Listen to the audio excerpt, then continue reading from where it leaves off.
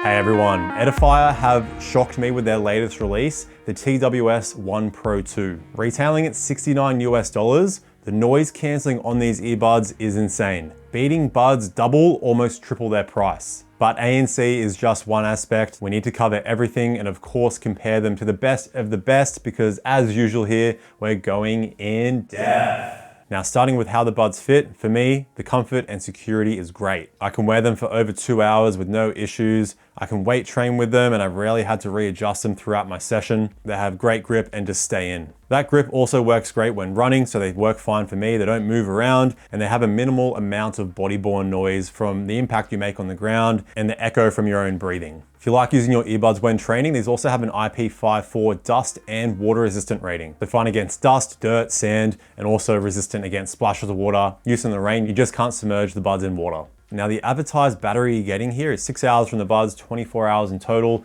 but that's with noise cancelling off. It comes down to 4 hours from the buds, 16 hours in total with noise cancelling on. But I did get 4 hours and 52 minutes in my test at 60% volume with noise cancelling on, and this was tested on a Samsung Galaxy S10e. You do get some fast charge, so chuck the buds in the case for 10 minutes. You're gonna get 1 hour's playback, but these don't have wireless charging at the price, not really expected. So not the best when it comes to the total battery life, but this is Edifier's thinnest and smallest case. Their previous releases were all a bit on the chunky side, and here it is compared to the AirPods Pro 2 case for a bit of reference, because that is the thinnest case that I've tested. And Edifier here does get pretty close. Now, when it comes to controls, it's a poor effort as usual from Edifier, because you only get a double tap and a triple tap. You can customize the controls in the app and add volume control, but with the single tap and long hold missing, you're still pretty limited to what you can add. You do get in-ear detection though, which is pretty rare to see at this price. So the music will automatically pause when you take one or both earbuds out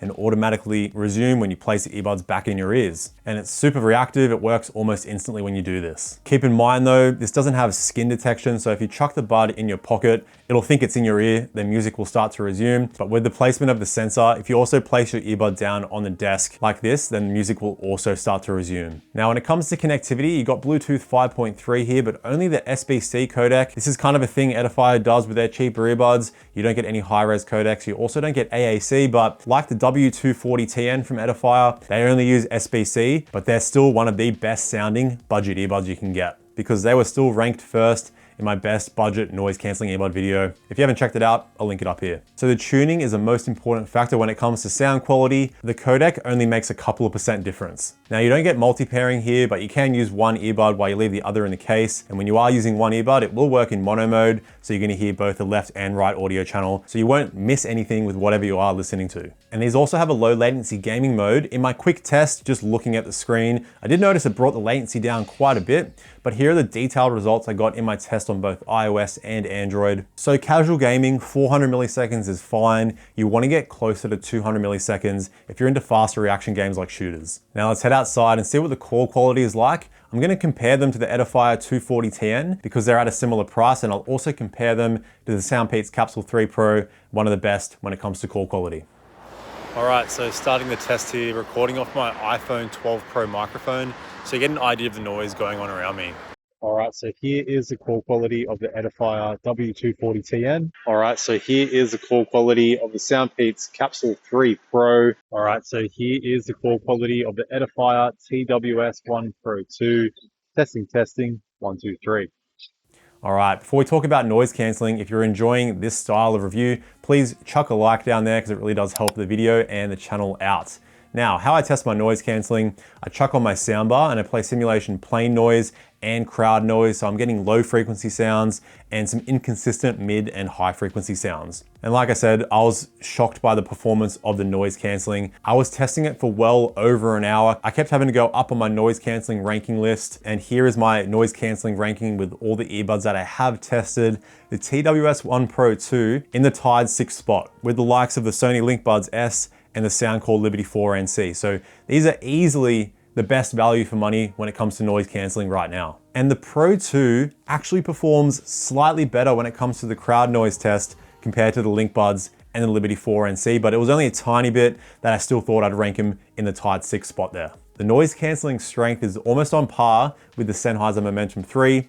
They're like 3-4 times the price. Now keep in mind, when it comes to noise canceling, the way the buds fit you specifically can massively affect how strong the noise canceling is. On the Pro 2 here, I use a larger ear tips and they just give me a really good seal and still great comfort. So that might not be the same for you. This noise canceling ranking is what works for me, but it gives you a rough idea. And if you have noticed, my noise canceling ranking changes a bit. That's because certain earbuds get updates, but I'm also making sure that I test the noise canceling with the ear tips that seal the best for me, because I can get away with using medium ear tips, large or extra large, and they all fit me really well, but it's normally the slightly larger ear tips that provide slightly stronger noise canceling. And that's something to try out for yourself as well. Now you're also getting 3 modes of noise canceling: your high noise canceling, low noise canceling, and then a wind reduction mode there will stop the microphones from picking up wind noise, but the ANC strength is about 60% weaker than high noise canceling. They also have a tiny bit of EQ shift, so that's how your sound quality changes with noise canceling on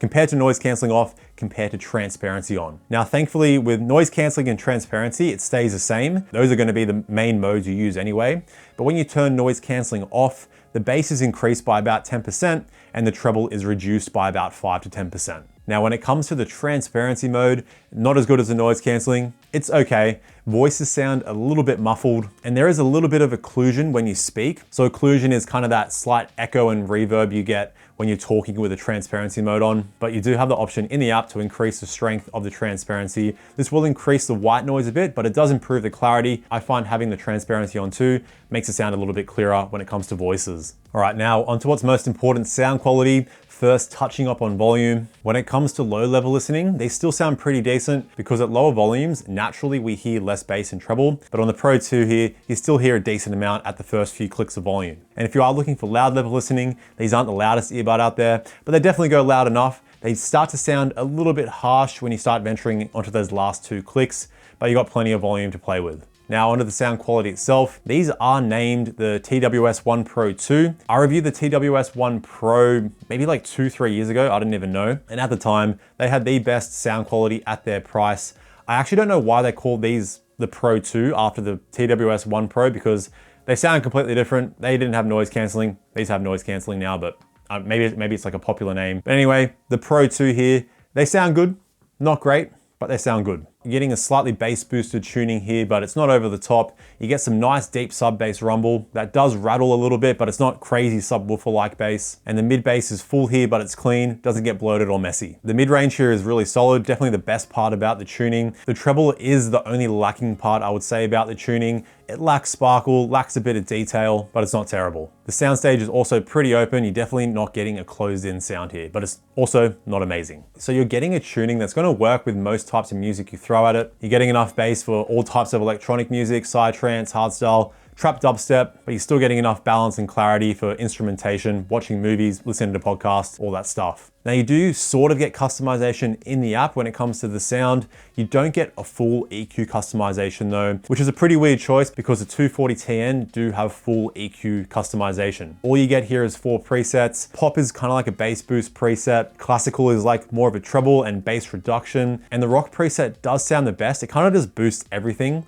I would say it's kind of like a dynamic preset. The only issue with it though is that the treble does get harsh a lot easier when you're venturing above 60 to 70% volume. And before we run into the main comparison section, I'll quickly say the 240TN from Edifier do sound better than the Pro 2. Similar kind of tuning when it comes to bass, but much better clarity and more crisp treble. And the Edifier Neobuds Pro also sound a bit better. They're a little bit more dynamic. But now onto the comparisons. We've got 5 categories here. I'm gonna rank all the earbuds and I'm keeping it close-ish to earbuds that are at a similar price, but some earbuds slightly more expensive. Mainly because the noise canceling is so good on the Pro 2. So starting with controls, in the tied first spot, we've got the Tozo NC9 Pro, Earphone Air Pro 3, and Liberty 4 NC, all giving you full customization and control. Second, Soundcore Space A40. They don't have a triple tap. Third spot, Soundpeats Capsule 3 Pro. You can control everything, you just can't skip tracks back. In the fourth spot, Edifier 240TN. They do have a single press since they use a physical button. And last spot, you can probably tell, the TWS1 Pro 2.